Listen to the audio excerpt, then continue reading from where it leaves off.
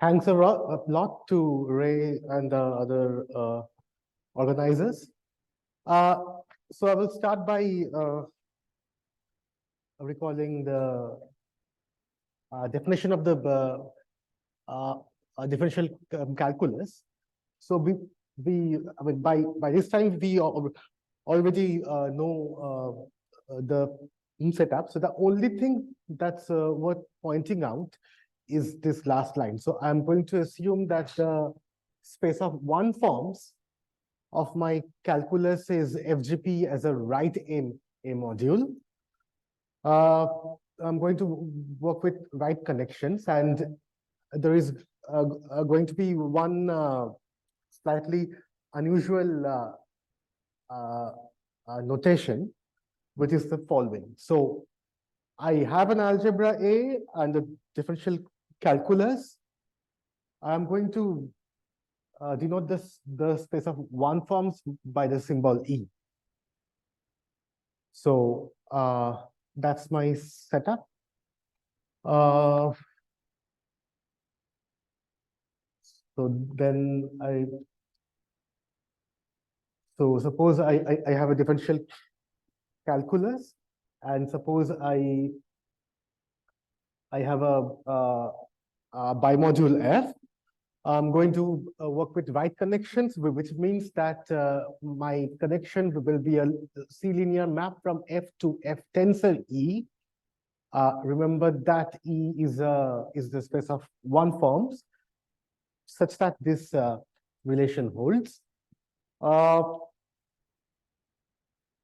And then directly one can define the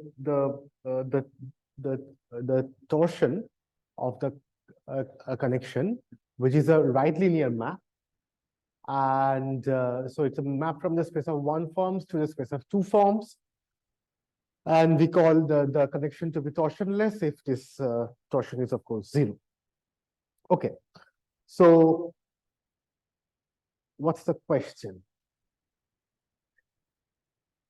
So suppose I have an algebra A and a differential calculus on it, and metric G. So I'm going to define what a metric will be in my setup. So the question is that does there exist a right connection on the space of one forms, which is torsionless as well as compatible? And if this connection exists, this will be called the Levi-Civita connection for the differential calculus and for this particular choice of metric. Okay, now before I start to define the metrics, I should first mention that there has been a huge amount of work in this direction by several authors and several groups.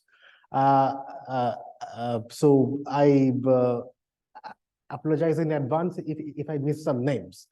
So so it started with the work of Froelich, Braja, and Recknagel in the 90s, where they worked with compatibility with respect to Hermitian metrics. And of course, Beggs, Majid, and their collaborators have a huge volume of work. We are going to encounter some of the machinery that they developed. So in the so Rosenberg wrote this paper based on derivations on the differential calculus, and then yeah, so Peter Kanshu, and then Landi and their collaborators. Right, and actually there are many more. So Thomas here, and then Askeri. Matassa' work was on the existence of Levi-Civita connection for the Heckenberger pole calculi for quantum projective spaces. Myself and Shugato has some results on Hopf algebras, and I believe that Askieri is going to talk about this work tomorrow. And again, Shubhrajit and Shugato has some more results. Okay, so there have been a lot of approaches which are not equivalent. So I should state our approach.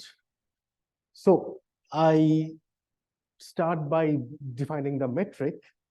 So for me, the metric on my on the space of one forms will be a map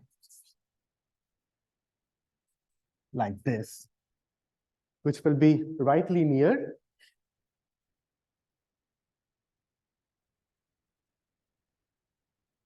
though in the later part of the talk we will restrict to bilinear maps. So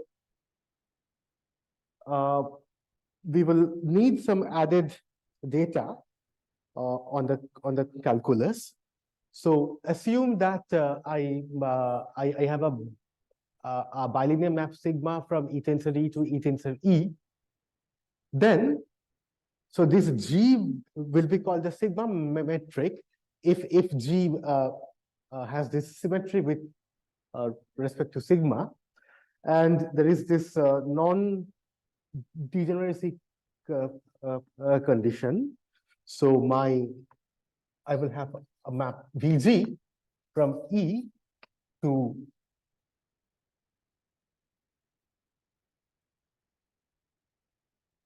which is defined by this guy, and I will assume that this guy to be an isomorphism. Okay, so I need a differential calculus and a bilinear map sigma on it, and then I can define a sigma metric. And if this G is also left linear, then we say that G is bilinear. Okay. Okay, so I have defined what I mean by a metric.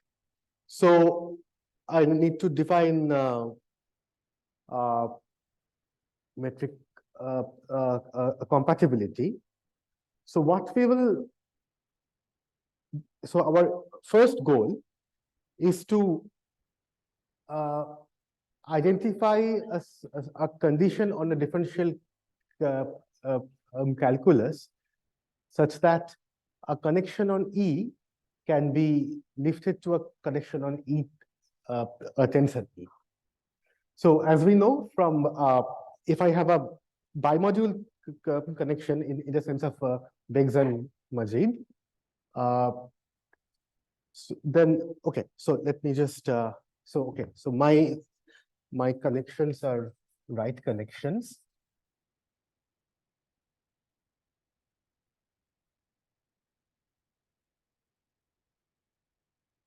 So nabla tensor E. So nabla is called a sigma bimodule connection.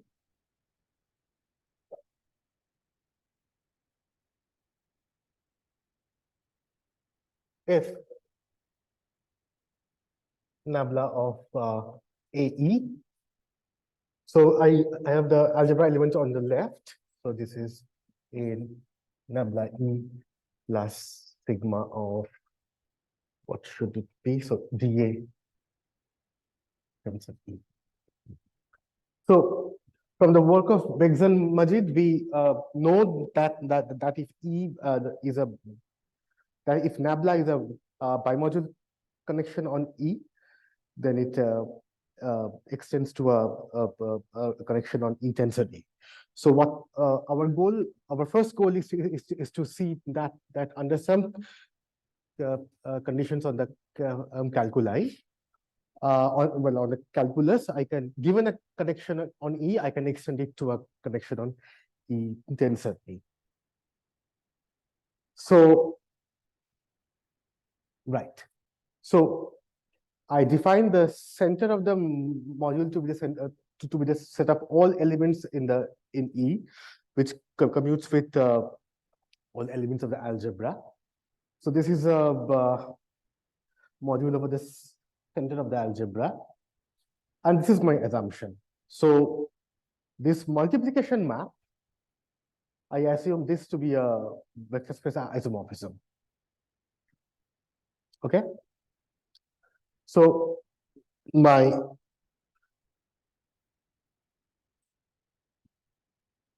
this string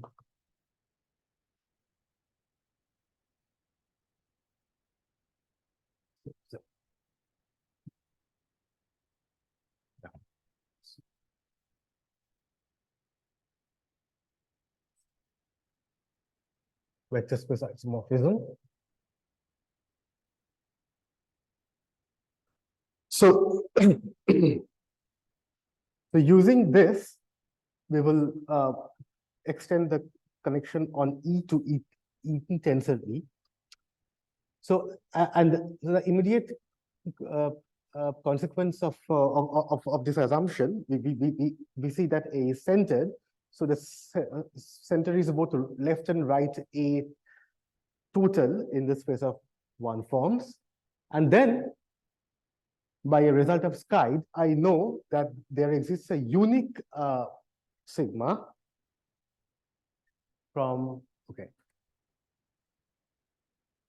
from E tensor E to E tensor E, which behaves like a flip on if omega and eta are in the center. Okay, so my metrics are going to be symmetric with respect to this sigma. So we given a connection E on nabla on the space of one forms, I want to extend it to a connection on E tensor E.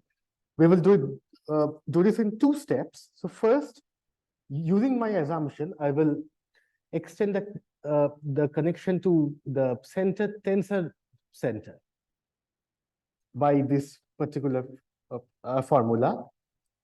So where I have used the sigma map obtained from my assumption.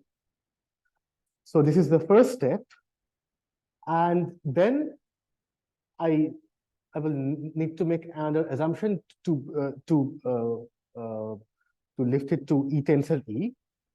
So we observe that this UE can be extended to define an isomorphism from ZE tensor A to E tensor E. Okay. So this is an isomorphism. Now, in the first stage, I already extended my connection on this space. So now, by using this isomorphism, it's easy to define the extension onto the whole of E tensor E. Okay, where this nabla tilde was the connection. Well, so not the connection, but the map on ZE tensor ZE, which was constructed in the previous page. And then it's easy to check that this is indeed a right connection. Okay. So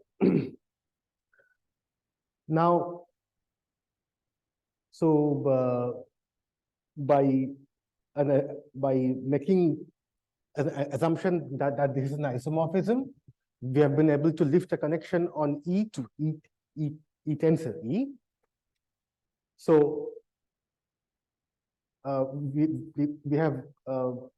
we are actually here. Okay. Now, by Beggs and Majid, I know that since I have a right connection on E tensor E, I have a left connection on E tensor E star.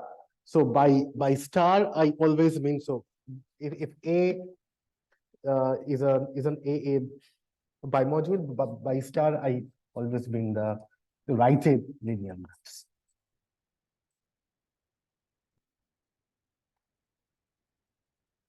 Okay, so now it makes sense to make the following definition, and so the definition is easily seen to coincide with the classical case, and this is our definition of metric compatibility. Okay, so this follows from the assumption that well, so we could make this definition from this assumption, which means that the module E is centered, and moreover, as a result of E being centered, I have a canonical sigma. Okay. So, but for getting the Levi-Civita connection, we actually need some more assumptions. So the first assumption is exactly this one. So this map is an isomorphism, but actually I will need to assume that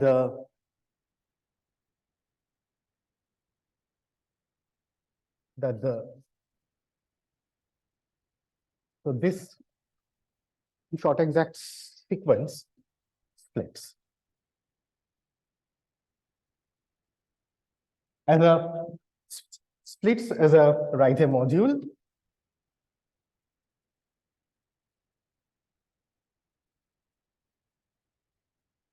So as a result,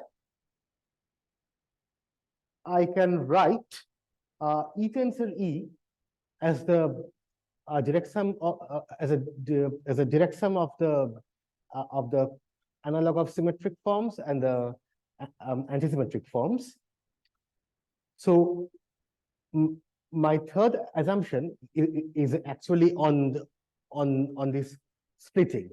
So suppose P sim is a idempotent with image as the kernel wedge and the kernel equal to F, then we assume that this is equal to this. It's the half of sigma plus 1, where sigma is the map obtained from the first assumption. Okay, so if all these conditions are satisfied, then we say that the calculus is tame. Okay, so let's just try to just list down some properties. So what does it mean to be tame? Firstly, so as we have seen, so the fact that this is an isomorphism means that is centered.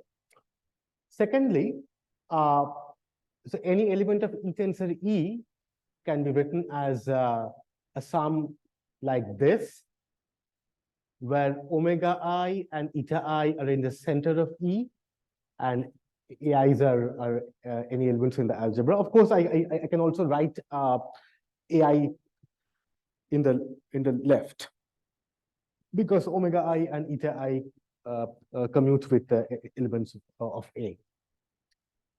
Okay, so since E is centered, so the sigma behaves like a flip if at least one of the entries come from this center. This is very easy to see using the defining property of sigma, which follows from the fact that E is centered, and okay, and finally, so 1, 2, 3 are actually corollaries to this definition. So the splitting of this sequence actually guarantees the existence of a torsionless connection. So 2 implies that we have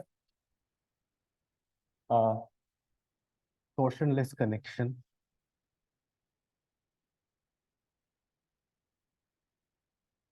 nabla naught on E.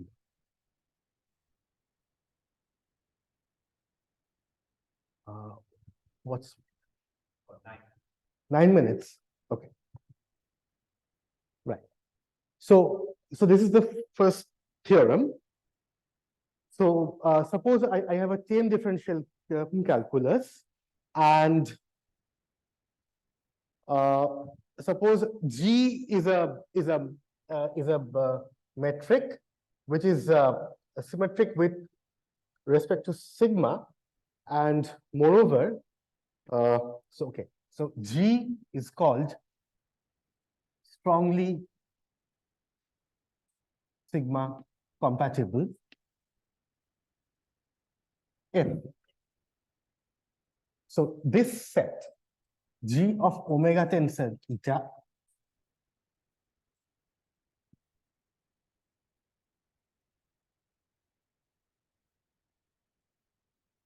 where omega and eta are in the center of E.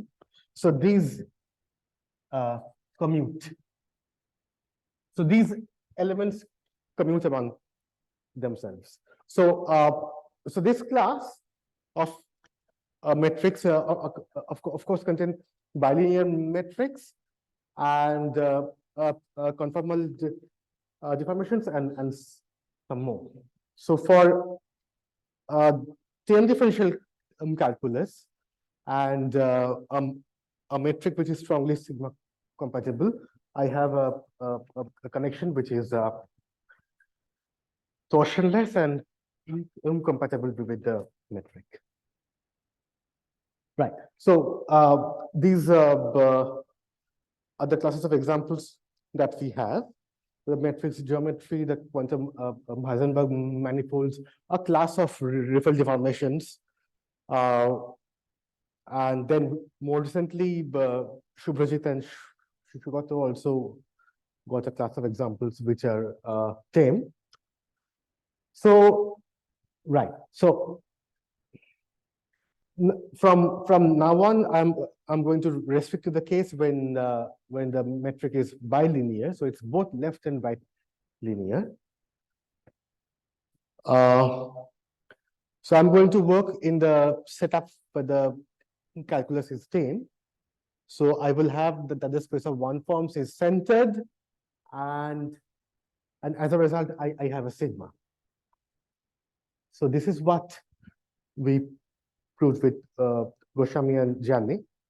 So if I have a tame differential calculus, and suppose my G is both left and right linear, then the Levi-Civita connection is a bimodule connection. So this holds. Okay. And yeah. So this is what it means to be a bimodule connection, and the proof follows from the Koszul's formula. So which is this. So the same assumptions as before. So I'm working on a tame calculus. My metric is bilinear, and suppose my nabla naught is the torsionless connection. Then I have a formula for the Levi-Civita connection. So nabla naught is the torsionless connection, and my nabla is the Levi-Civita connection. So using this, basically, so this equation basically says that for all omega eta theta in the center of E. So Vg omega tensor Vg theta on nabla eta belongs to center of A. So for so let's take the first term. So eta and theta belongs to the center. So this means that the since G is bilinear, so G of eta tensor theta belongs to the center of the algebra, and as a result, dg eta tensor theta belongs to the center of the module. And I also have the fact that since G is bilinear, so omega xi in the center and plus G bilinear implies that G omega tensor xi actually belongs to the center of the algebra. So this is how we get this for the first term, and by a similar proof, so all the terms belong to the center. So now using the non-degeneracy of G, it's easy to show that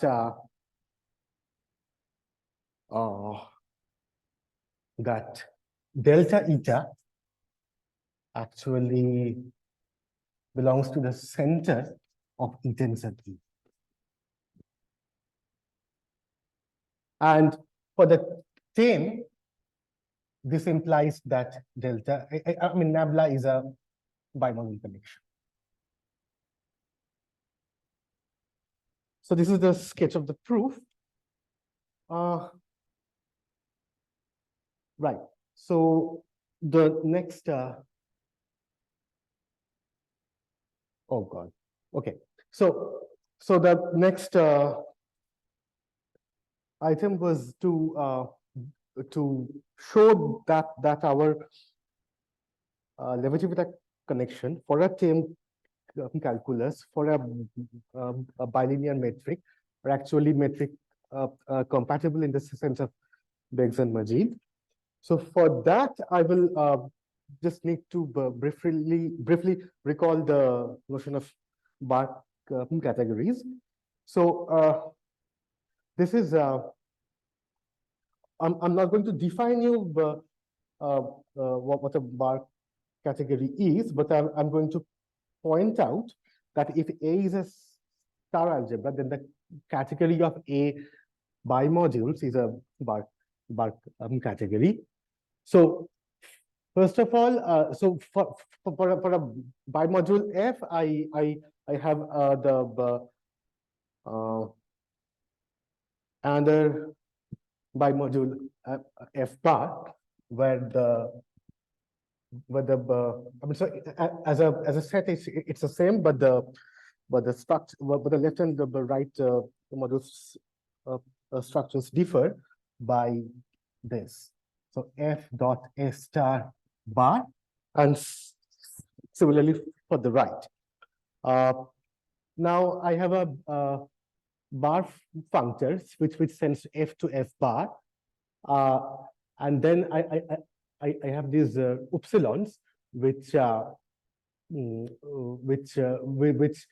defines a family of natural equivalences between bar composed tensor and tensor composed bar cross bar composed flip, and I have a natural equivalence from F to the F bar bar.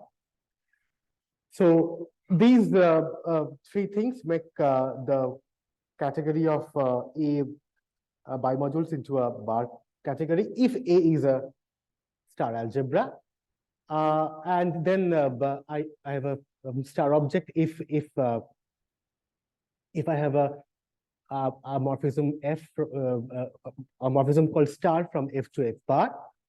So the point is that if you have a star differential calculus, then the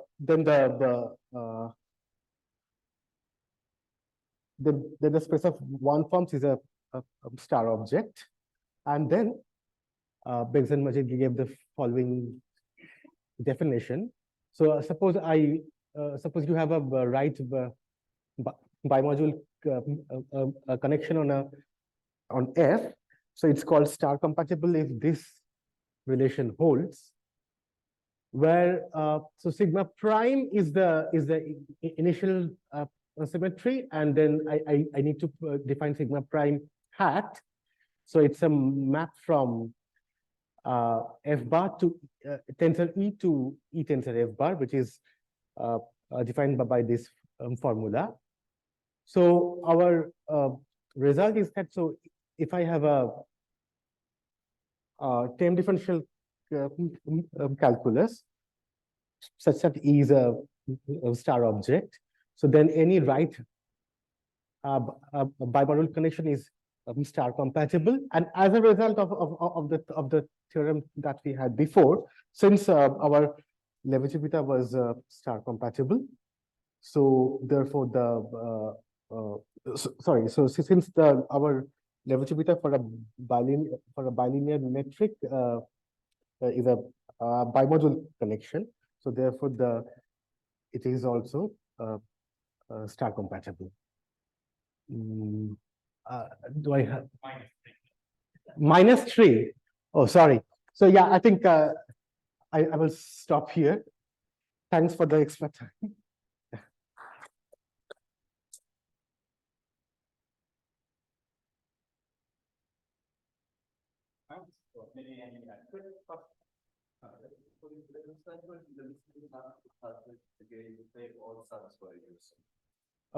Which assumptions? I'm just wondering about examples. So you gave a Right. list of examples. Yeah. They all are tame.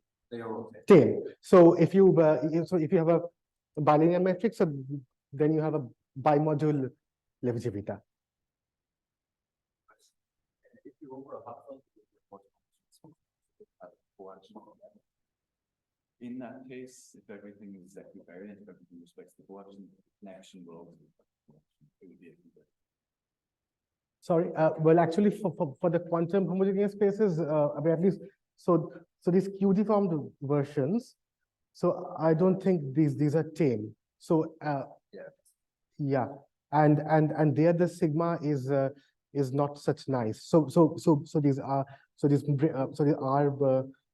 matrices will come into the picture. So for Riffel deformations, yeah. So if I have a free and isometric total action, then our machinery works.